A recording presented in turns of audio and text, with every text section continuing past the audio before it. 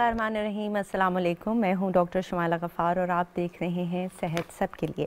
नाज़रीन, सेहत सब के लिए में हम बात करते हैं आपकी सेहत के हवाले से। ये प्रोग्राम एक कोशिश है आपकी सेहत को बेहतर करने के लिए, क्योंकि बाज़ औक़ात जो लाइफ़स्टाइल हमने अपनाया हुआ होता है हमें रियलाइज़ भी नहीं होता कि किस तरह से वो हमें बीमारियों की तरफ लेकर जा रहा है। और अगर हम कुछ माइनर चेंजेस कर लें अपने डाइट में, अपने लाइफ़स्टाइल में, तो हम इन बीमारियों से बड़ी आसानी से बच सकते हैं। इस पर आज हम बात करेंगे अपने प्रोग्राम में। अगर आप हमें कॉल करना चाहते हैं तो हमारे नंबर्स आपको स्क्रीन पर दिखाई दे रहे हैं। The numbers are 0519212643, 0519212644।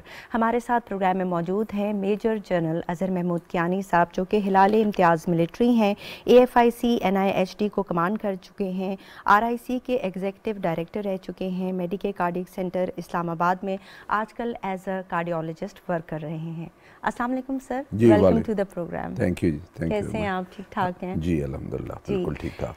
सर, हमेशा से देखा गया है कि कुछ बीमारियां जो होती हैं वो जेंडर बेस्ड होती हैं। अगर हम दिल की बीमारियों की बात करें तो क्या इसका जो तनासुब है वो मर्दों और औरतों में यकसा है या कुछ फ़र्क पाया जाता है?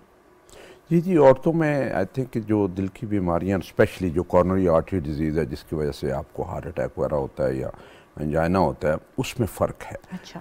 जो फीमेल हैं वो कुदरत की तरफ से प्रोटेक्टेड होती हैं जब तक मीनोपॉज नहीं होता। उसमें चंद हार्मोन्स होते हैं जो हार्ट की बीमारियों के अगेंस्ट प्रोटेक्ट करते हैं, स्पेशली एस्ट्रोजन वगैरह जो है वो प्रोटेक्ट करते हैं।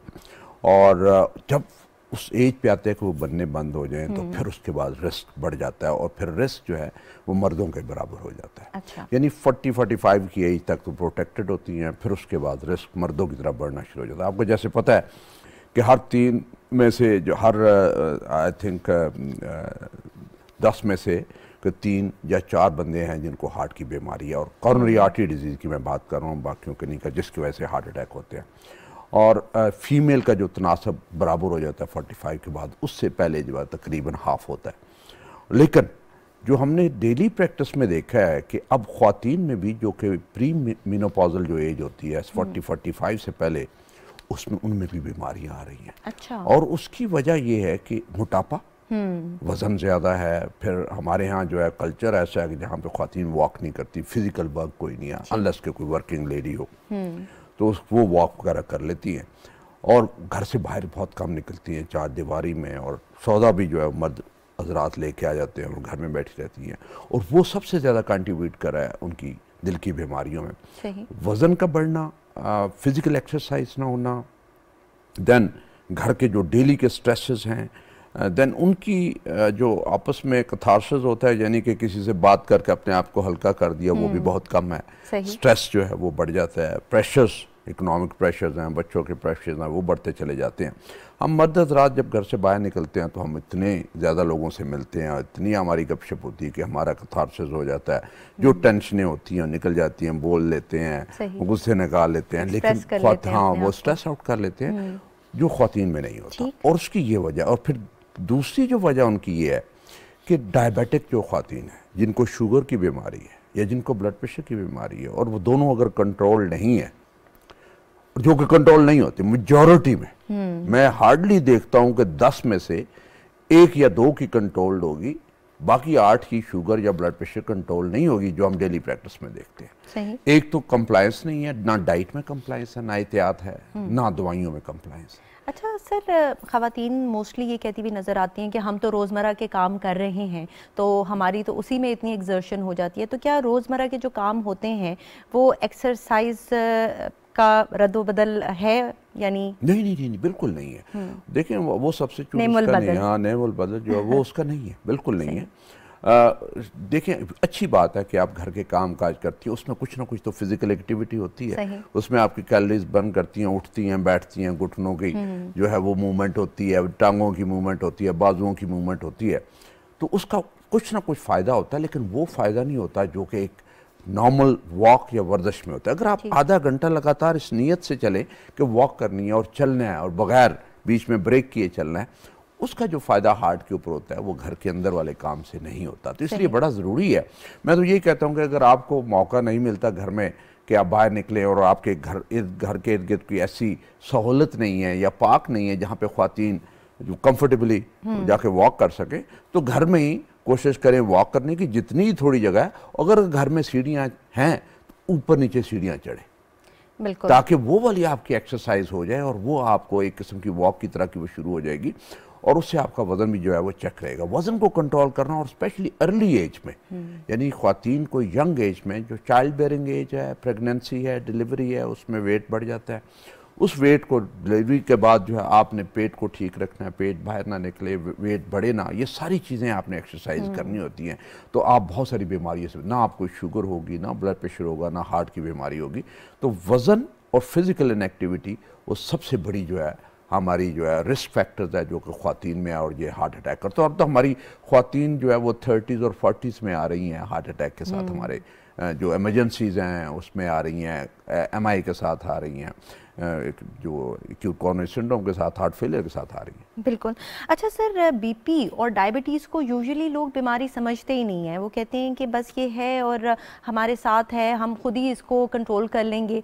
तो बसा औकात ये भी देखा गया है कि मरीज़ डॉक्टर के पास जाता ही नहीं है, और अगर जाता भी है तो कंप्लायंस टू द मेडिसिन नहीं है, दवाइयाँ नहीं इस्तेमाल की जाती हैं। और हम ख़वातीन की स्पेशली बात करें तो दो तरह की ख़वातीन होती हैं। एक जो कहती हैं कि मोटापा जो है वो खुशहाल होने की निशानी है, और वो कहती हैं कि ख़वातीन तो मोटी होती हैं। दूसरी वो ख़वातीन हैं जो कि बहुत ज़्यादा डाइट कर लेती हैं और उसके बहुत ज़्यादा नुकसानात होने लग जाते हैं। तो सर किस तरह से वेट को भी मेंटेन किया जाए और दिल का भी ख्याल रखा जाए, क्या सजेस्ट करेंगे आप? हमेशा हम हर प्रोग्राम में एक बात करते हैं, बैलेंस डाइट की बात करते हैं, और एक नॉर्मल डाइट क्या होनी चाहिए घर में, कि वो आप जो आपका वेट भी ना बढ़ाए और आपकी ग़िज़ाइयत भी आपकी पूरी हो, और आप में एनर्जी भी है, न्यूट्रिएंट्स भी उसमें हो। तो उसमें ये होता है कि जी कि आप कम से कम जो सादा खुराक तो रखें, जिसमें तेल का इस्तेमाल या घी का इस्तेमाल कम हो, फ्राइड चीज़ें मिनिमम हो, मैक्सिमम वेजिटेबल यानी सब्जियां और फ्रूट का इस्तेमाल ज़्यादा होना चाहिए, सलाद का इस्तेमाल ज़्यादा होना चाहिए, सादा खुराक जिसमें खुश्क रोटी हो, दाल सब्जी हो, गोश्त हफ्ते में 3 दिन से ज़्यादा ना हो। सही। हाँ, उसमें से आप कोशिश ये करें कि एक दिन छोटा गोश्त हो, एक दिन मुर्गी हो, एक दिन मछली हो, और अगर ना भी हो, मछली भी ना हो, तो फिर आप मुर्गी आप इस्तेमाल कर लें, लेकिन 3 दिन से ज़्यादा ना हो। और इसी तरह जो अंडों का इस्तेमाल बहुत ज़्यादा नहीं होना चाहिए। जवानी में चले ठीक है, एक अंडा रोज़ाना खा लें, लेकिन आप ज़्यादा दिल करता है तो उसमें योक निकाल के वाइट जो है उसका ज़्यादा इस्तेमाल करें। और दूध का इस्तेमाल होना चाहिए, बहुत ज़रूरी है उसमें, क्योंकि कैल्शियम, हड्डियाँ मजबूत होती हैं, और वो बगैर मलाई के हो जाए तो ज़्यादा बेहतर है।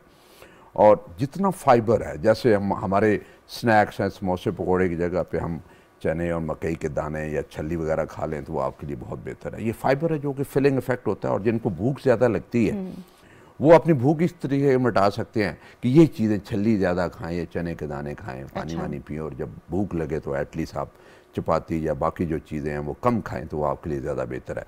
लेकिन वो बैलेंस डाइट जिसमें सारे वाइटामिन्स भी हों, जिसमें प्रोटीन्स भी हों, फैट्स भी हो, कार्बोहाइड्रेट्स भी हो, वाइटामिन्स भी हों, ये सारी चीज़ें उसमें होनी चाहिए, फिर जाके आप कुछ भी कर सकते हैं। लेकिन वो जैसे शुरू के प्रोग्राम में मैंने बताया था कि कमर का साइज जो है उसको चेक रखें। ठीक है सर, इस पर बात करेंगे। यहाँ पर एक कॉलर है हमारे साथ। अस्सलाम वालेकुम। वालेकुम जी, कौन कहाँ से बात कर रहे हैं? मैं आमिर बात कर रहा हूँ मुल्तान से। जी, सवाल पूछें। मैडम, मैंने ये पूछना था कि मुझे ना टांगों की माजूरी में चल फिर नहीं सकता, और जब मैं खाना खाता हूँ तो मेरी दिल की धड़कन तेज हो जाती है। इसका कोई मसला हल बता दें, और खाने पीने में क्या ये बता दें। ठीक है, एज कितनी है आपकी? ये है तकरीबन 48 साल। ठीक है, और तंबाकू नोशी करते हैं आप? नहीं, नशा वगैरह कुछ नहीं करता। प्रेशर या डायबिटीज? नहीं, वो भी कुछ नहीं। अच्छा, ये दिल की धड़कन कब से तेज हो रही है आपकी? तकरीबन ये 2 साल हो। डॉक्टर को दिखाया है किसी को आपने? नहीं, चेक तो नहीं करवाया। ठीक है, कोई टेस्ट वगैरह नहीं हुए अभी तक आपके? नहीं, ऐसा। व्हीलचेयर पर हैं आप? नहीं, वैसे तो घर पे वो उसके साथ घर में बस घंटा शाम भी करता हूँ। ठीक है, और ये जो दिल की धड़कन तेज हो रही है, ये क्या एक्सर्शन पे होती है या बैठे बैठे भी हो जाती है बाज़ औक़ात? नहीं, जब खाना खाता हूँ, खाना खाने के 15-20 मिनट बाद हो जाती है, नॉर्मल हो जाती है 1 घंटे डेढ़ बाद। ठीक है, चलें आपके सवाल का जवाब लेते हैं। बहुत शुक्रिया कॉल करने का। जी सर। इन्होंने एज क्या बताई? 48। 48 है। और चलने का क्या बताया था? कह रहे हैं कुछ माइल्ड सी माजूरी है, लंगड़ा कर चलते हैं ये। हाँ वो ठीक है, फाइन, आई थिंक ये चल सकते हैं, इन्हें चलना चाहिए। और खाना जो है वो पेट भर के नहीं खाना चाहिए। इन्हें कहा है कि जब खाना मेरा पेट फुल होता है तो उसके बाद दिल की धड़कन तेज़ हो जाती है। ये एज ऐसी है जिसमें से जैसे आपने कहा कि एक दफ़ा डॉक्टर साहब को ज़रूर चेक करवा लें, और ऐसे डॉक्टर साहब को ज़रूर चेक करवाएं जो ECG पढ़ सकते हो, जिन्हें दिल की बीमारियों का पता हो। चेस्ट छाती का एक्सरे ज़रूर करवा लें, एक एकोकार्डियोग्राम या दिल का जो टेस्ट अल्ट्रासाउंड है वो ज़रूर करवा लें। ठीक है। और अगर वो सारे नॉर्मल आते हैं फिर फिक्र वाली कोई बात नहीं। कुछ लोगों को होता है ऐसे, जब उनका स्टमक फुल होता है उनकी दिल की धड़कन तेज़ हो जाती है, और आपने सिर्फ रूल आउट करना होता है कि कोई दिल की बीमारी ऐसी तो नहीं पैदाइशी या जो बाद में आई हो जो ये दिल की धड़कन तेज़ कर रही है। तो वो अगर नहीं है तो फिर इन्हें फिक्र करने की कोई बात नहीं। लेकिन इस माजूरी के साथ ही इन्हें जो भी एड इस्तेमाल करते हैं, स्टिक के साथ है या वॉकर के साथ वॉक करते हैं, वो वॉक करें तो वही इनकी एक्सरसाइज। और लेकिन पेट को भरना नहीं है, बड़ा भूख रखे खाना खाना, और चिकनाई वाली और मीठी चीजें कम होनी चाहिए। सर हम उस पर बात कर रहे थे कि वेस्ट का साइज क्या होना चाहिए। वेस्ट का साइज ख्वातीन में 32 इंच से ऊपर नहीं होना चाहिए, और मर्द हजरात में 36 जो इंचेस है उससे ऊपर नहीं होना चाहिए। मैक्सिमम अगर आप अलाउंस करें तो 38 का उन्हें अलाउंस कर सकते हैं, 38 तक चला जाए। लेकिन ख्वातीन हमारी जो है, हमारे यहाँ जो हमारा कल्चर जो है उस तरीके से है कि जहाँ पे एक्सरसाइज कम है, फिज़िकल फिटनेस को कम तवज्जो दी जाती है।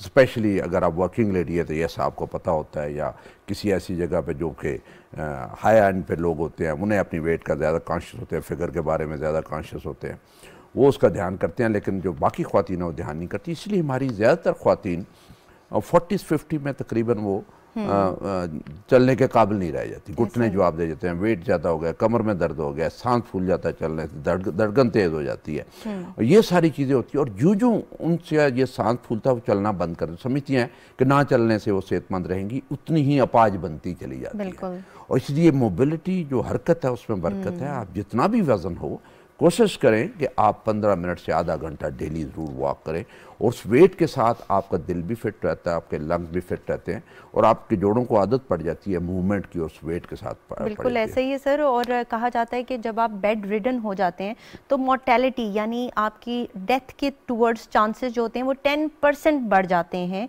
तो इसलिए मैं भी अपने पेशेंट्स को हमेशा ये बताती हूँ कि चलते फिरते रहना चाहिए। यहाँ पर एक कॉलर है हमारे साथ। अस्सलाम वालेकुम। वालेकुम अस्सलाम जी। जी कौन कहाँ से बात कर रहे हैं? मेरा नाम शहजाद है जी, रावलपिंडी से बोल रहा हूँ। जी शहजाद, सवाल पूछे। मेरी वालदा है जी, उनकी एज तकरीबन 70s में है और काफ़ी सालों से वो डायबिटिक हैं। ठीक है। तो कुछ अर्सा पहले उनका एक इन्फेक्शन के सिलसिले में कुछ टेस्ट हुए थे, तो उनमें एक चेस्ट एक्सरे भी था। जी जी। तो उसकी जो फाइंडिंग है वो मैं पढ़ देता हूँ आपको जी। Mild cardiomegaly with prominent bilateral hila, HIL। ठीक है जी। तो वो इन्फेक्शन तो उनका ठीक हो गया था, कुछ कोर्सेज किए थे, इंजेक्शन वगैरह के डॉक्टर ने दिए थे। ठीक है। ये चेस्ट एक्सरे अभी हमने दोबारा रिपीट किया तो यही फाइंडिंग आई है इसमें। सही। कोई कार्डियोमेगाली। ठीक है। कोई अलामात भी आ रही हैं उनको? नहीं जी, अलामात तो कोई नहीं। सांस लेने में कोई मसला है उनको? जी नहीं, ऐसा कुछ भी नहीं है। ब्लड प्रेशर भी उनका कंट्रोल्ड है, शुगर भी कंट्रोल्ड होती है, इंसुलिन भी ले रही है, कोलेस्ट्रॉल की गोली भी है। सही। और कोई दिल का दर्द वगैरह नहीं आ रहा खुदा न ख्वास्ता, या कोई और उनको प्रॉब्लम नहीं हो रही है, लेकिन कार्डियोमेगाली आ रही है। तो डॉक्टर साहब ने क्या बताया आपको? जी वो तो एक्चुअली इन्फेक्शन को ट्रीट करते रहे क्योंकि उनका बुखार नहीं उतर रहा था। ठीक है। और एक CRP टेस्ट था, वो 67 की रीडिंग बहुत हाई थी, तो उन्होंने तो उसको ट्रीट किया था। सही। तो वो उनको भी पता नहीं लगा कि वो डेंगू था या कोई और वायरल इन्फेक्शन था, लेकिन बहरहाल वो तो ठीक हो गया था। तो मुझे तो यही पूछना है कि ये कोई परेशानी की बात है, किसी कार्डियोलॉजिस्ट के पास जाएं या खुद ब खुद ठीक हो जाएगा, या इन्फेक्शन की वजह से था? सही है। अच्छा, कोई लेग्स में स्वेलिंग वगैरह है या फेस पे स्वेलिंग? नहीं जी, ऐसा तो नहीं है। ठीक है, चलिए आपके सवाल का जवाब लेते हैं। बहुत शुक्रिया कॉल करने का। जी आई थिंक ये बड़ा कॉमन सा सवाल है और कॉमन सी फाइंडिंग होती है। हमारे पास बहुत पेशेंट ऐसे आते हैं कि सर एक्सरे करवाया था छाती का तो मेरा दिल का साइज बढ़ा हुआ है। अच्छा। और वो कहते हैं दिल का साइज बढ़ गया। अब दिल का साइज बढ़ के हर मरीज परेशान हो जाता है कि दिल कैसे बढ़ गया, मैं तो ठीक ठाक हूँ और ये शायद दिल की कोई बीमारी है। उसमें से ज़्यादातर जो लोग होते हैं उनका दिल बिल्कुल ठीक होता है। ठीक है। ये एक एक्सरे फाइंडिंग है जिसमें आता है, और कई दफ़ा एक्सरे जो है वो गलत भी फाइंडिंग हो जाती है। कई दफ़ा पोजीशन ऐसी होती है कि आपको जब वो एक्सरे ले रहे होते हैं कि उसमें से आपको दिल का साइज़ बड़ा होता है। और जब हम हमारे पास आते हैं, हम ईसीजी करते हैं और एको करते हैं। एको मेन टेस्ट है, एकोकार्डियोग्राम जो अल्ट्रासाउंड हार्ट का वो मेन टेस्ट है जो बताता है कि हार्ट का साइज़ बढ़ा हुआ है कि नहीं, हार्ट में कोई प्रॉब्लम तो नहीं है, वाल्व लीक तो नहीं कर रहा, सुराख तो नहीं है कोई, मसल वीक तो नहीं है, हार्ट फेलियर तो नहीं है। इस तरह के जो उन्होंने बताया कि हार्ट साइज एनलार्ज्ड है और प्लस वो हाइलर शैडोज एनलार्ज्ड है, इन सबको एक दफ़ा डॉक्टर को दिखा के एको करवा के इसी क्लियर जरूर करवा लेना चाहिए। लेकिन कार्डियोलॉजिस्ट को दिखाएं सर ये? जी कार्डियोलॉजिस्ट को, बिल्कुल कार्डियोलॉजिस्ट को दिखाएं। और इसमें से बहुत सारे हमारे पास पेशेंट आते हैं और जब आप एको करते हैं तो नॉर्मल होता है और उनका हार्ट को अभी कुछ नहीं होता, तो मेजॉरिटी जो हार्ट है वो नॉर्मल होते हैं। लेकिन आपकी वो बात जो आप उनसे कर रहे थे कि या कोई सिम्टम्स हैं, कोई सीने में दर्द है, कोई सांस फूलता तो नहीं है, टांगे सूजी तो नहीं है, हार्ट फेलियर की तरफ कोई ऐसा इशू तो नहीं है, पहले कोई दिल की बीमारी तो नहीं है, कोई वैल्व की बीमारी, कोई पैदाइशी बीमारी जिसकी वजह से ये साइज एनलार्ज, और हमने ज़्यादातर ये चीज़ें रूल आउट करनी होती है। लेकिन मेजॉरिटी जिसकी इंसिडेंटल फाइंडिंग जिसे हम कहते हैं कि हमने एक्सरे करवाया तो उसमें ये साइज आ गया, इस तरह का, ज़्यादातर लोग ये नॉर्मल होते हैं। सही सही।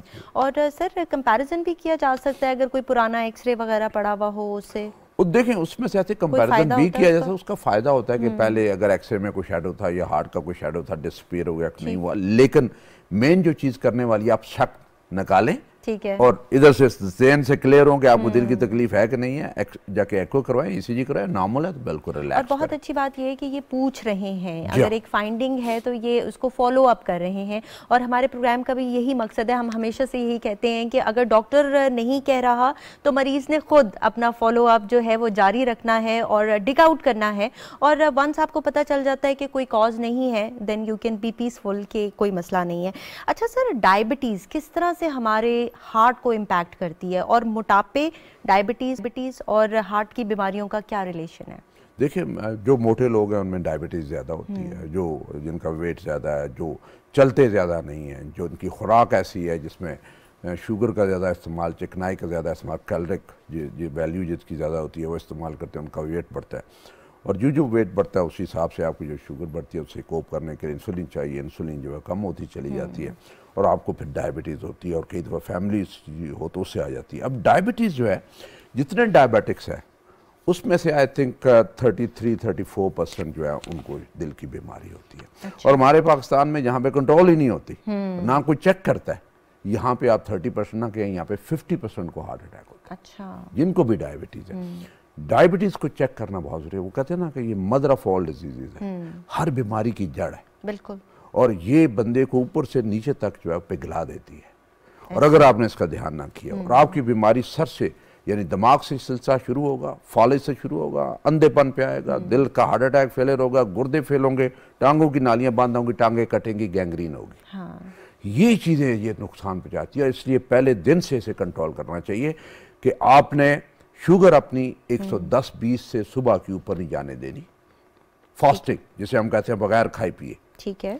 दूसरी जो शाम की शुगर है आपकी, शाम के खाने से पहले जो शुगर है वो 140-160 से ऊपर नहीं जानी चाहिए। ठीक है। और एक जो मेन जो चीज़ है कि जो आपका 3 महीने की शुगर बताती है कि एवरेज शुगर कितनी आपने कंट्रोल करके रखी, क्या नॉर्मल रेंज में रही कि नहीं रही, वो जो है वो 7 से कम होनी चाहिए, 6.5 या 6 के करीब होनी चाहिए। ये आप अगर चेक करते हैं और इस रेंज में रहे तो फिर इसके नुकसानात बहुत कम होते हैं, बहुत कम होते हैं, और आप ऑलमोस्ट नॉर्मल लाइफ लीड करते हैं। लोग डायबिटीज़ के साथ पूरी दवाइयाँ लेके कंट्रोल करके 80 से 90 साल तक आराम से विदाउट एनी कॉम्प्लिकेशन पहुँचते हैं। अदरवाइज अनकंट्रोल शुगर के साथ आप हर वक्त ये ध्यान में रखेंगे, आपको फालिज किसी वक्त भी हो सकता है, आपकी नज़र किसी वक्त भी जा सकती है, आप में मोतिया, सफ़ेद मोतिया, कैटरेक्ट बहुत जल्दी आ जाएगा, आपकी शारक जो है वो बंद होनी शुरू हो जाएगी, उसमें कैटरेक्ट जो है स्ट्रोक होना शुरू हो जाएगा, आपकी दिल की नालियाँ ये बंद करती है और दिल के पट्ठों को दबा करती है, दिल के पट्ठे कमज़ोर होते हैं और आपको हार्ट अटैक करवाती है शुगर।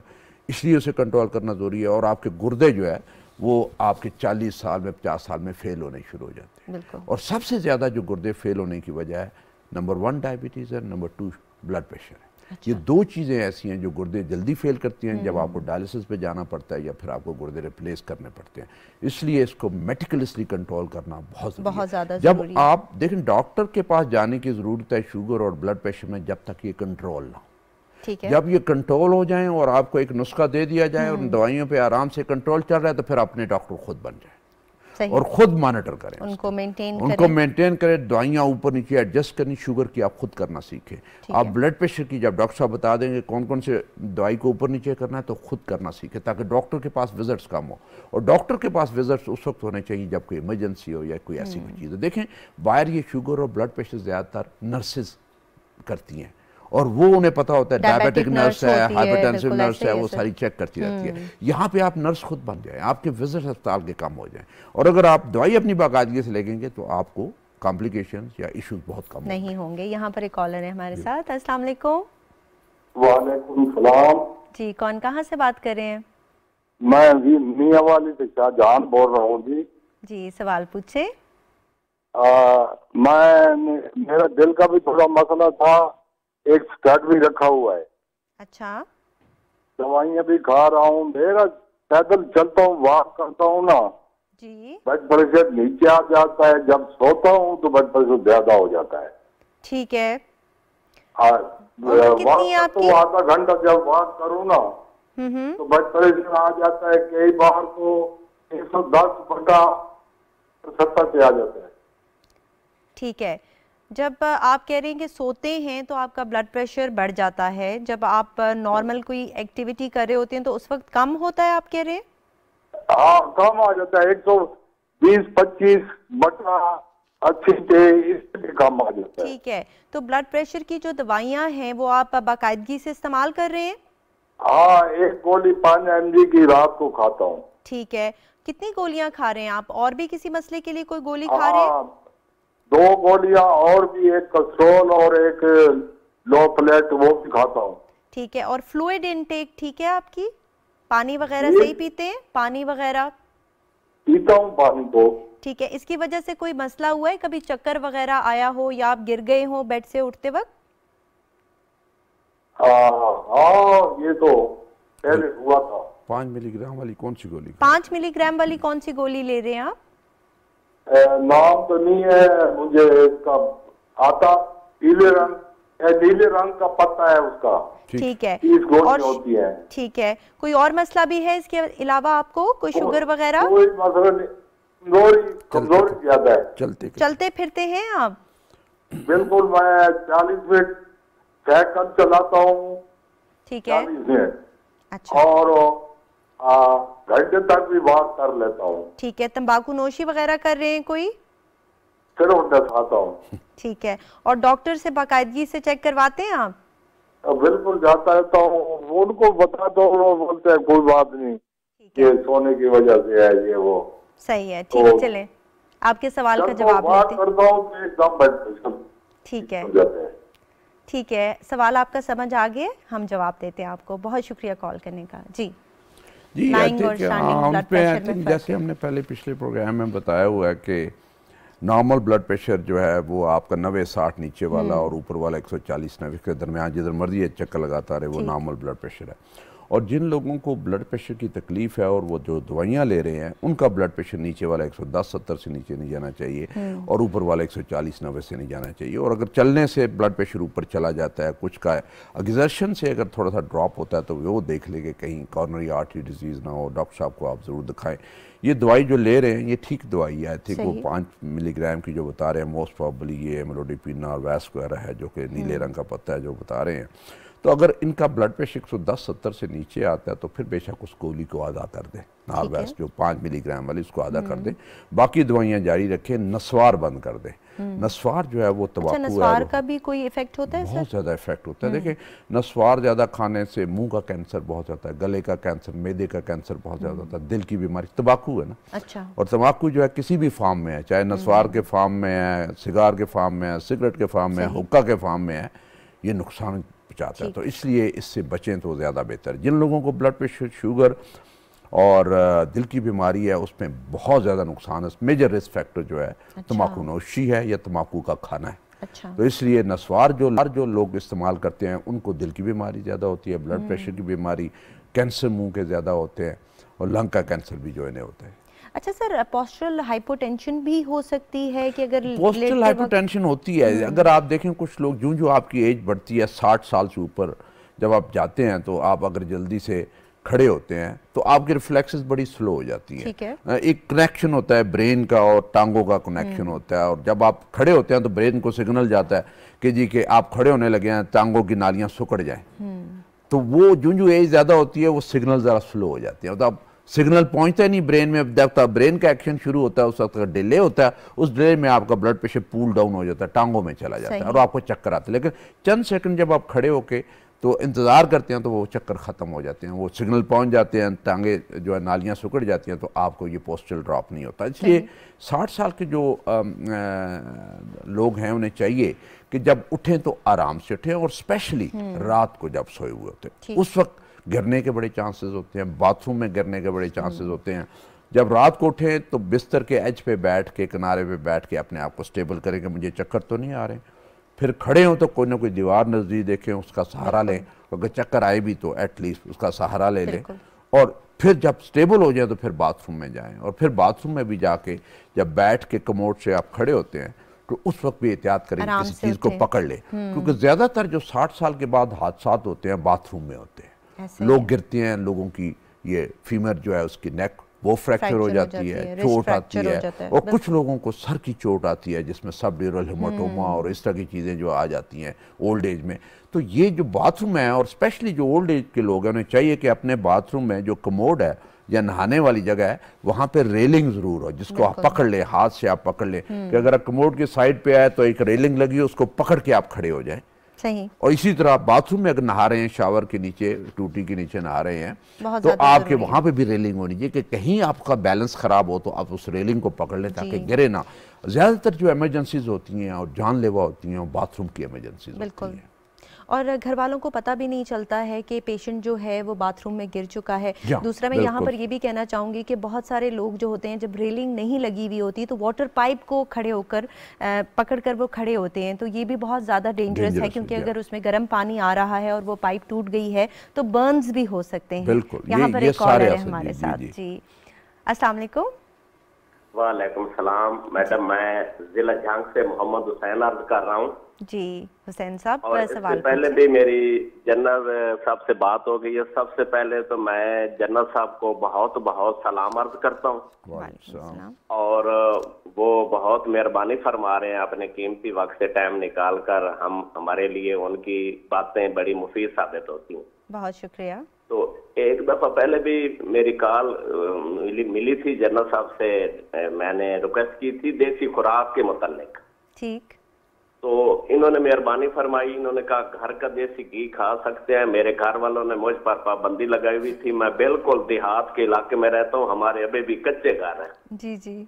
तो वॉक वगैरह मैं बहुत करता हूँ, वो देसी घी मेरे लिए शुरू हो गया और मेरी सेहत पहले से बेहतर है तकरीबन। अच्छा, बड़ी अच्छी बात अभी है। मेरे घर वालों ने मेरे लिए देसी शहद जो हम दरख्तों से उतारते हैं और साग बांध किया हुआ है, देसी साग जो हम देसी घी में बनाते हैं। ठीक है। उसके लिए जनरल साहब से ये आवाज ओपन है, मेरे घर वाले और एक दो और मरीज भी हैं, ये सारे सुन रहे हैं।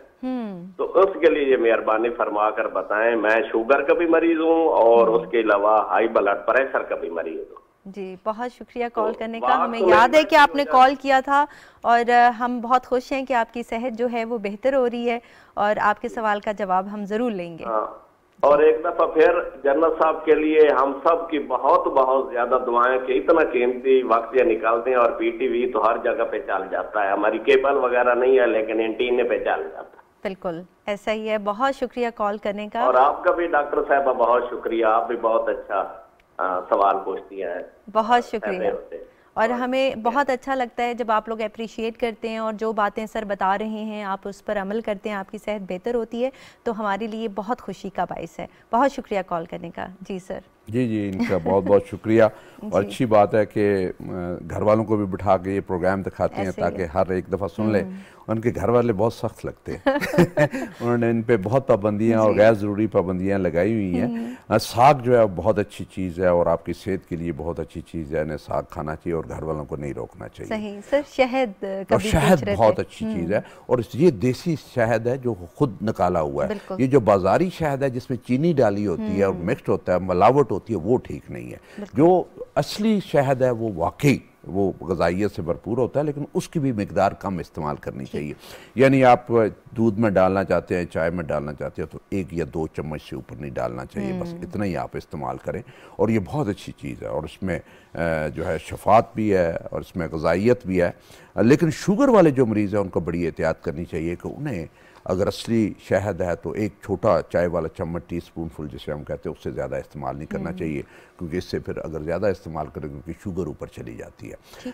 देसी घी का जो इस्तेमाल हमने पहले भी बताया था कि देसी घी इसलिए मैं कहता हूँ कि उसमें 2 सैचुरेटेड फैट ज़्यादा होते हैं, लेकिन वो खालस होता है। जो बाज़ारी मिलावट है घी में, तेलों में, वो इसमें नहीं होती, आपके घर का बना हुआ होता है और घर की एक असली चीज़ होती है। इसकी इस्तेमाल करें, लेकिन इसकी मिकदार थोड़ी होनी चाहिए। मैं हमेशा कहता हूँ कि अगर 4-5 बंदों का घर है और उसकी हांडी अगर पक रही है तो उस हांडी में 1 चावलों वाला जो चम्मच है, बड़ा चम्मच है, उससे ज़्यादा नहीं डालना चाहिए। पर पर्सन आप बताते हैं या ना, पूरे खानदान की हांडी में पर पर्सन तो 1 चम्मच तो बहुत ज़्यादा है। और जो अगर पराठा खाने को आपको दिल करता है तो फिर पराठा हफ्ते में 1 दिन आप खा लें। ठीक है, सही है। बिल्कुल, मेरी अपनी मदर के साथ डिस्कशन हो रही थी और वो बज़िद थी कि नहीं ये सर जो है वो पर पर्सन बताते हैं, और मैंने उनको कहा नहीं, ये पूरे घर डालेंगे के लिए तो आपके हर तरफ घी नजर आएगा। ऐसा ही है। तो हमारी कोशिश ये है कि आपकी घी या तरी नजर ना आए आपके खाने में। ऐसा ही है सर। एक्चुअली यूजुअली ये समझा जाता है कि सालन का जो जायका है वो तरी से बेहतर होता है, जबकि ऐसा नहीं है। ऐसा नहीं जी। यहाँ पर एक कॉलर है हमारे साथ। अस्सलाम वालेकुम। वालेकुम सलाम मैडम, सिकंदर बात कर रहे हैं इंडिया खान से। कैसे हैं? खैरियत है मैडम? अल्हम्दुलिल्लाह, बिल्कुल ठीक ठाक। अच्छा, जनरल साहब को मेरी तरफ से सलाम। मैडम, मेरा छोटा सा मसला ये है कि ना मुझे ब्लड प्रेशर है ना शुगर है ना। ठीक है। तो बैठे बैठे कभी 24 घंटे में ना दिल की धड़कन एकदम तेज होती है, फिर रुक जाती है 3-4 सेकंड के लिए। अच्छा, दिल की धड़कन तेज होती है और फिर नॉर्मल हो जाती है? फिर नॉर्मल हो जाती है, 5-6 सेकंड के लिए तेज हो जाती है एकदम, फिर नॉर्मल हो जाती है। ठीक है। कितनी होती है, कभी चेक किया आपने? अपना पल्स रेट लिया आपने? नहीं, रूटीन से दुगनी हो जाती है। अच्छा, चक्कर वगैरह आते हैं या आंखों के आगे अंधेरा? कुछ भी नहीं, सिर्फ महसूस होता है कि धड़कन तेज हो गई है और कुछ भी नहीं। ठीक है। उम्र कितनी है आपकी? मेरी 33 साल है। सही। कोई टेस्ट वगैरह हुए हैं आपके? नहीं, कुछ भी नहीं कराया अभी तक। थायराइड वगैरह के कोई और आपको मसला आ रहा है, जिस तरह के गर्मी ज्यादा लगना या सांस का फूलना? नहीं मैडम, जब धड़कन तेज होती है सांस फूलना शुरू हो जाता है। ठीक है। तो उस वक्त आपने किसी डॉक्टर को नहीं दिखाया, कोई ईसीजी वगैरह नहीं करवाई आपने? नहीं, कुछ भी नहीं कराया अभी तक। ठीक है। और ये कब से हो रहा है आपको? ये तकरीबन 6 महीने से हो रहा है। ठीक है, सही। अच्छा, चलें, अब वजन कितना है आपका? मेरा 74 है। ठीक है। और खानदान में किसी को दिल का मसला है? नहीं, किसी को भी नहीं है। कोई कोलेस्ट्रॉल वगैरह के टेस्ट हुए हैं आपके? नहीं, कुछ भी नहीं हुआ आज तक। कोई बीमारी ऐसी नहीं, मुझे तो 10 साल बुखार भी नहीं आता है। चलें, ठीक है। चलें, आपके सवाल का जवाब लेते हैं। बहुत शुक्रिया कॉल करने का। जी सर। जी आई थिंक ये इनका एक जेन्युइन किस्म का मसला है और उन्हें चाहिए कि डॉक्टर साहब को दिखाएं, और डॉक्टर साहब भी जो है कार्डियोलॉजिस्ट को दिखाएं ना। और उसमें इनकी एक तो मुआयना इनका हो जाए, उनकी नब्ज़ देखें, उनका ब्लड प्रेशर देखें कोई ऐसा कोई वाल वाली बीमारी तो नहीं है, पैदाइशी बीमारी तो नहीं है।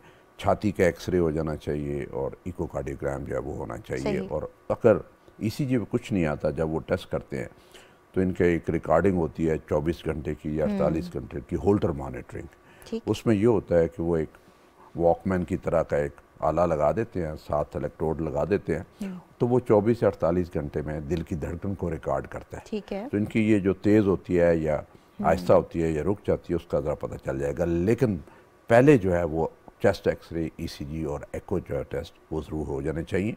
हो सकता है कुछ भी ना निकले, नहीं चाहिए कि जब ये टेस्ट नॉर्मल हो जाएं तो फिर कुछ ना बीच में से निकले तो फिर अपनी एक्सरसाइज डेली जो वॉक है वो कम से कम आधा घंटा ज़रूर करें। वो कई दफ़ा वैसे ही जो है लोगों की इस तरह से दिल की धड़कन तेज़ हो जाती है। अच्छा सर, बहुत सारी एप्लीकेशंस आजकल फ़ोन पर अवेलेबल हैं, इसी तरह स्मार्ट वॉचेस भी हैं जो कि आपका पल्स रेट दे देती हैं। इवन ईसीजी भी मैंने सुना है कि अब स्मार्ट वॉचेस में आ रही है। तो क्या ये एक्यूरेट होती हैं, इनको इस्तेमाल करना चाहिए? एटलीस्ट आपको रफ आइडिया तो दे देती हैं ये चीज़ें। गैजेट्री जो है इसका अच्छा खासा फ़ायदा है कि आपको सैचुरेशन है, पल्स रेट है, हार्ट रेट है, वो बीपी रीडिंग है, वो एक फेयर आइडिया आ जाता है।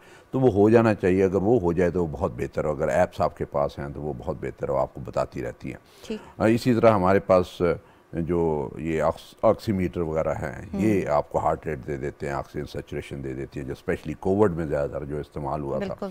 ये चीज़ें ऐसी हैं जो बता देती हैं, घर में होनी चाहिए आपके पास, और आप खुद चेक कर सकते हैं। आजकल तो आई थिंक मैंने देखा ये है कि बहुत सारे मरीज जो हमारे पास आते हैं, हर एक के पास ये गैजेटरी होती है और ये चीज़ें अपनी मॉनिटर करते रहते हैं, लेकिन कई दफ़ा होता ही है कि ये एग्जैजरेटेड भी हार्ट रेट आ जाता है, एग्जैजरेटेड ब्लड प्रेशर या लो ब्लड प्रेशर आ जाता है, सैचुरेशन जो है वो कई दफ़ा सही नहीं बता रही। तो जब आपको थोड़ा सा रफ सा आइडिया या शक पड़ जाए तो फिर डॉक्टर से जाकर ज़रूर चेक करवा लें। अच्छा सर, जब ख़वातीन कहती हैं कि हमें कोई मसला है तो यूजुअली उसको इग्नोर कर दिया जाता है। मुझे आज भी याद है, हमारी एक कॉलर थी जिन्होंने ये कहा कि अगर एक खातून अपने घर में ये मसला बयान करती हैं तो समझा जाता है कि वो एस्केप चाह रही हैं या अटेंशन सीकर हैं, इस वजह से वो ये बातें कर रही हैं। तो क्या करना चाहिए सर ऐसी सिचुएशन नहीं, उसमें आई थिंक जो सबसे बड़ी इम्पोर्टेंट चीज़ है कि पहले आप रूल आउट करें कि उन्हें कोई बीमारी है कि नहीं। जब वो कुछ सिम्टम आपको बताएं तो डॉक्टर पहले चेक करे कि कुछ सिम्टम जो है वो जेन्युइन है, और हो सकता है जेन्युइन सिम्टम। और ये जो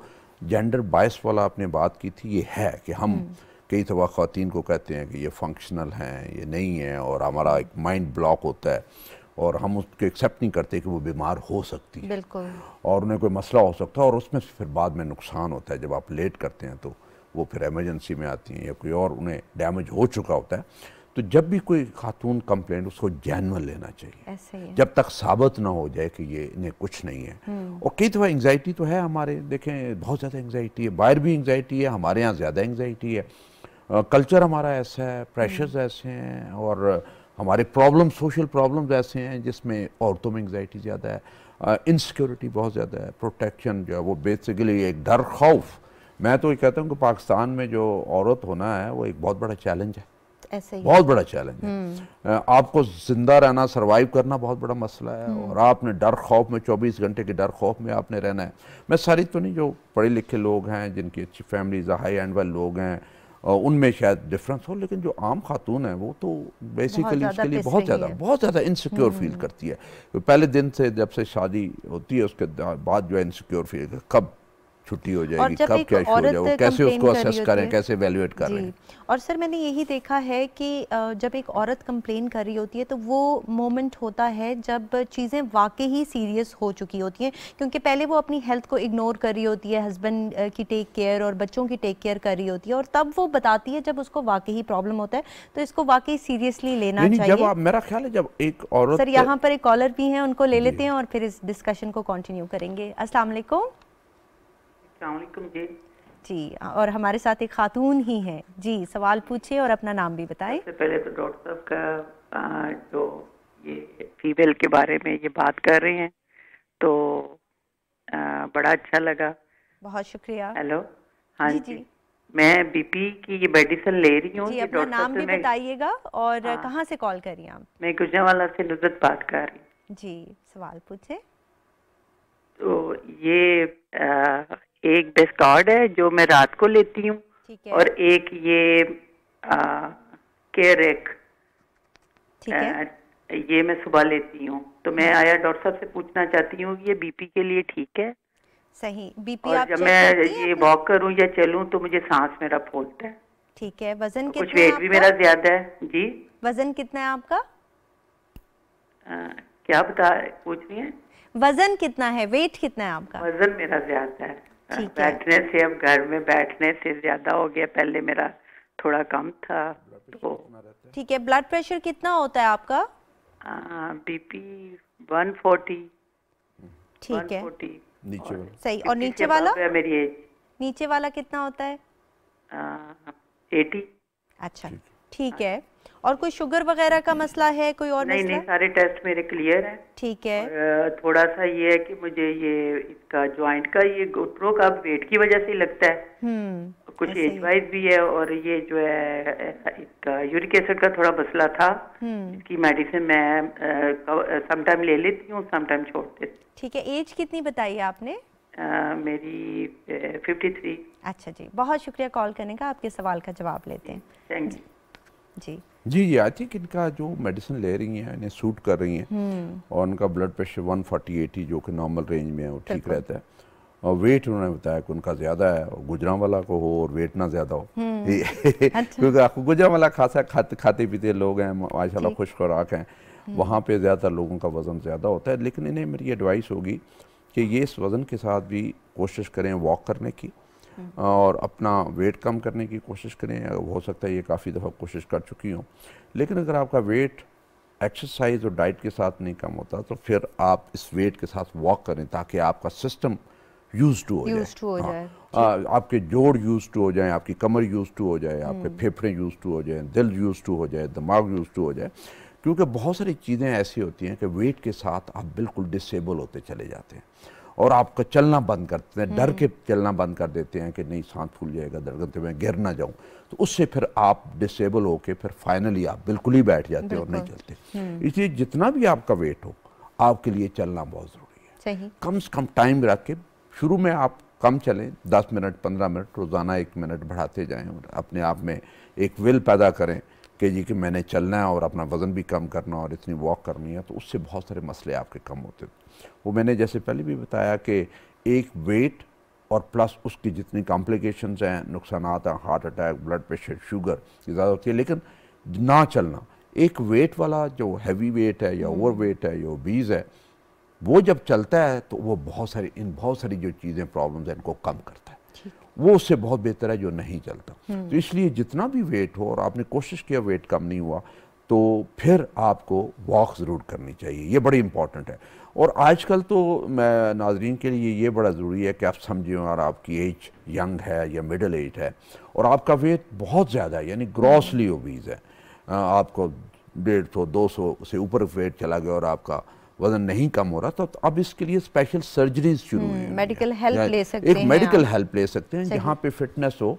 तो आजकल जितने भी प्रोसीजर्स होते हैं वेट कम करने के और जो मैदे के ऑपरेशन होते हैं जिसमें वेट कम होता है या बाकी जो सर्जरीज होती हैं, एक एक्सपर्ट से, सीनियर बंदे से, एक्सपर्ट से उसकी ओपिनियन लेके आप वो सर्जरी भी करवा सकते हैं और आपकी ज़िंदगी बदल जाती है। जब आप देखें ना, अगर आप 60 150 200 kg का वजन है और आपका 70 होना चाहिए, तो आप जब 130 kg उठा के फेंक देते हैं तो आप बिल्कुल दुनिया में फिर महसूस करते हैं कि जिंदा हो गए हैं दोबारा।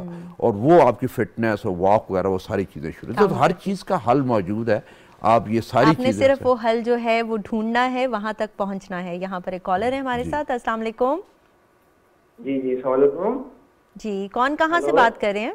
मैं कराची से बोल रहा हूँ जी। अच्छा, मेरी एज मेरी है 62 प्लस।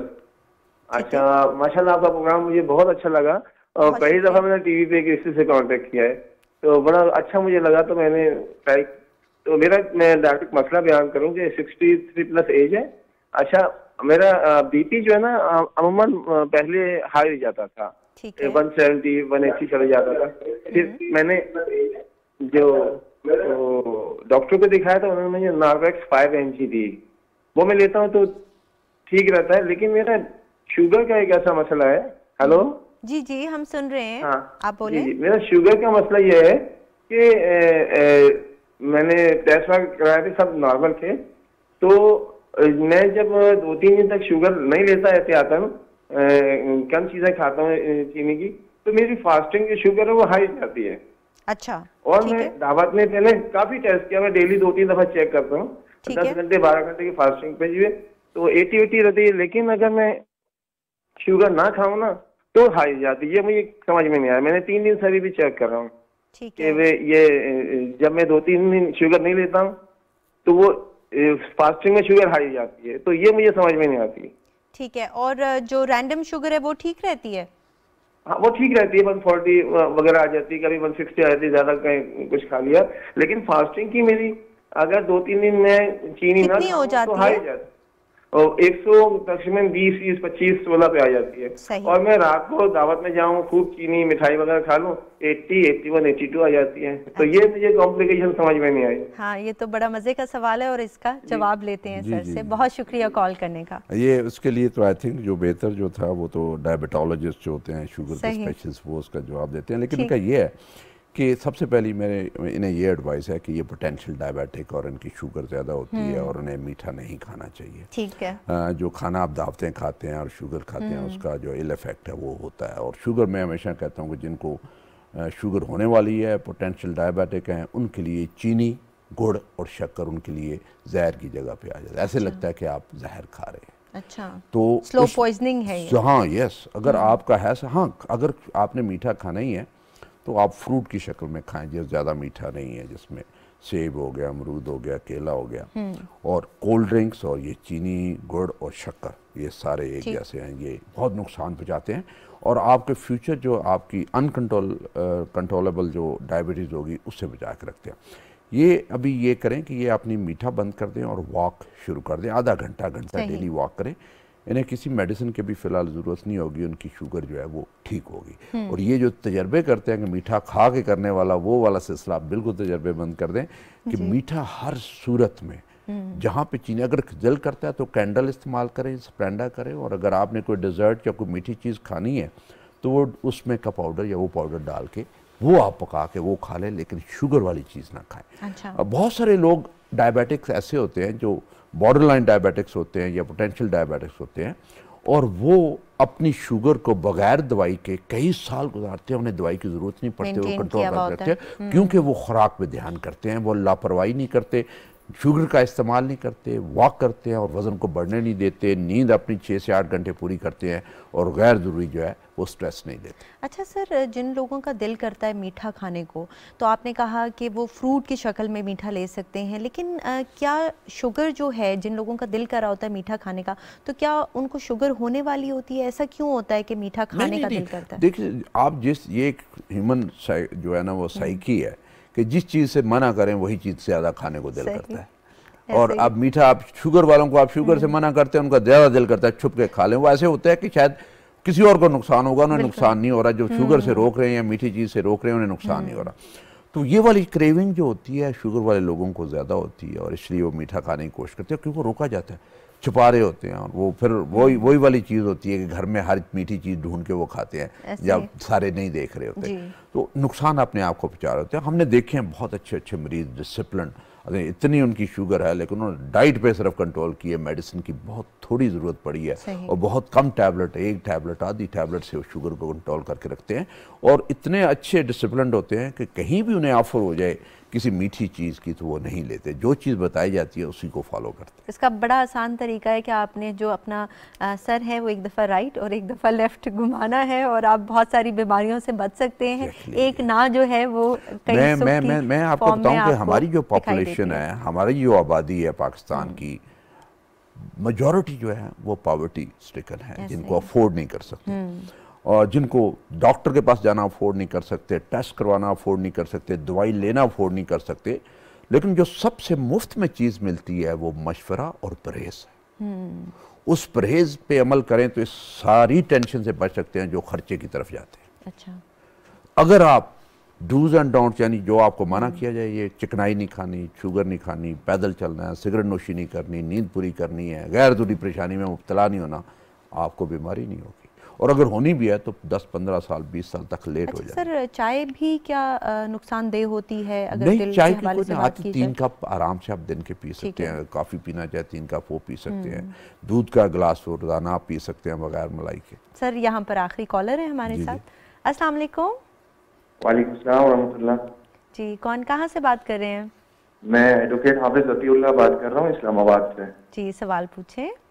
मेरी वालिदा मोहतरमा 63 ईयर्स ओल्ड है और उनका 5 डेज पहले एंजियोग्राफी हुआ है इस्लामाबाद में, और एंजियोग्राफी के बाद उनकी तबीयत ठीक नहीं रहती, बहुत ज्यादा वीकनेस फील करती है, खाने पीने को दिल नहीं चाहता, और जो भी कुछ भी खाती है तो फौरन कहती है जी मुझे कब्ज की बहुत ज्यादा शिकायत होती है, मुझसे खाया नहीं जाता, जिसम मेरा टूटा टूटा रहता है, और बहुत ज्यादा कमजोर होती है और चलने फिरने में काफी दुश्वारी हो रही है, उनको बड़ी तकलीफ में है। एंजियो कब हुई है उनकी? ये तकरीबन 5 डेज पहले। ठीक है, और फ्लूइड इनटेक ठीक है उनकी? जी जी वो ठीक है, और शुगर उनको और बाकी एंजियो का रिजल्ट क्या आया था उनका? एंजियोग्राफी में उनको इश्यूज थे, जो उनके वेन्स थे, वेन्स बाज़ जगह से वो फूली हुई थी और बाज़ जगह से बंद थी, बाज़ जगह से जकड़ी हुई थी आपस में, तो वो एंजियोग्राफी विदाउट स्टंट डाले बगैर ही एंजियोग्राफी में उन्होंने एक इंजेक्शन के जरिए से उनकी वॉश किया था, और उसके बाद एडवाइस क्या किया है उन्होंने? एडवाइस उन्होंने एंजियोग्राफी करने के बाद एक इंजेक्शन के जरिए से स्टंट नहीं डाला। दवाइयाँ वगैरह दी हैं उन्होंने? जी दवाइयाँ दी हैं। ठीक है, वो इस्तेमाल कर रही हैं वो? जी दवाइयाँ इस्तेमाल कर रही। ठीक है, और सिम्टोमेटिक थी इस वजह से ये एंजियो हुई थी उनकी? जी थी, सिम्टोमेटिक थी। 2 इयर्स पहले भी हुआ था, बाईपास स्टंट एडवाइस तो नहीं किया। अभी जब लास्ट टाइम जब हुआ तो वो डॉक्टर ने कहा कि रश टू द हॉस्पिटल, इनको हार्ट अटैक हुआ है। तो फिर जब इनको हम कुलसुम हॉस्पिटल लेके गए और उनको वहाँ पे फौरन एंजियोग्राफी करके स्टंट के लिए कहा गया, लेकिन अल्लाह का शुक्र है स्टंट डाला नहीं किया, लेकिन वो बता रहे थे एक इंजेक्शन के जरिए से हमने सारा वॉश किया, वेन्स दोबारा क्लियर हो गई हैं। तो ये जो अलामात आप बता रहे हैं ये एंजियोग्राफी के बाद आई हैं, यानी पहले नहीं थी, आप ये कहना चाह रहे हैं? ठीक। जी एंजियोग्राफी के बाद अभी कमजोरी बहुत ज्यादा है, खाना पीना नहीं है, कब्ज बहुत ज्यादा, इतनी कब्ज हो गई है कि वो खा भी नहीं सकती है। ठीक है, आपके सवाल का जवाब लेते हैं। तो फौरन ये कहती है कि मुझे कब्ज हो जाएगा, मुझसे वॉशरूम जाना मेरे लिए पॉसिबल नहीं होगा। ठीक है, बहुत शुक्रिया कॉल करने का।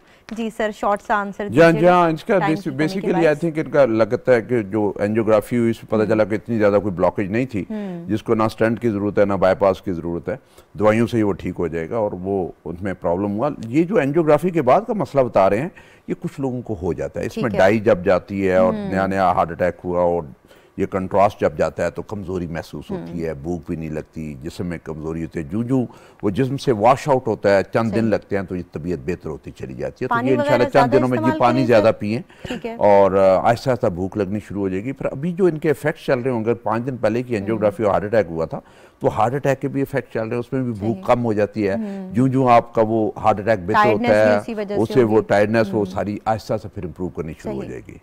और कॉन्स्टिपेशन के लिए ये कोई कॉन्स्टिपेशन के लिए तो आते हैं कि इसबगोल वगैरह का जो फाइनल मैसेज ये है कि अपनी सेहत का ध्यान रखें, सादा खुराक खाएं, जिस चीज़ से मना करें, सिगरेट नोशी ना करें, वजन को ना बढ़ने दें, आधा घंटा डेली वॉक करें, गोश्त का इस्तेमाल कम करें, सब्जी फ्रूट का इस्तेमाल ज़्यादा करें और नींद अपनी 6 से 8 घंटे पूरी करें और उस पर इंशाल्लाह आप सेहतमंद रहेंगे। बहुत शुक्रिया सर। जी नाजरीन, प्रोग्राम आपने देखा, उम्मीद है कि आपको पसंद आया होगा। हमारा मैसेज यही है कि चलते फिरते रहें, मुस्कुराते रहें और एक दूसरे को बर्दाश्त करें और एक दूसरे को समझें। Take care of yourself. Allah हाफ़िज़।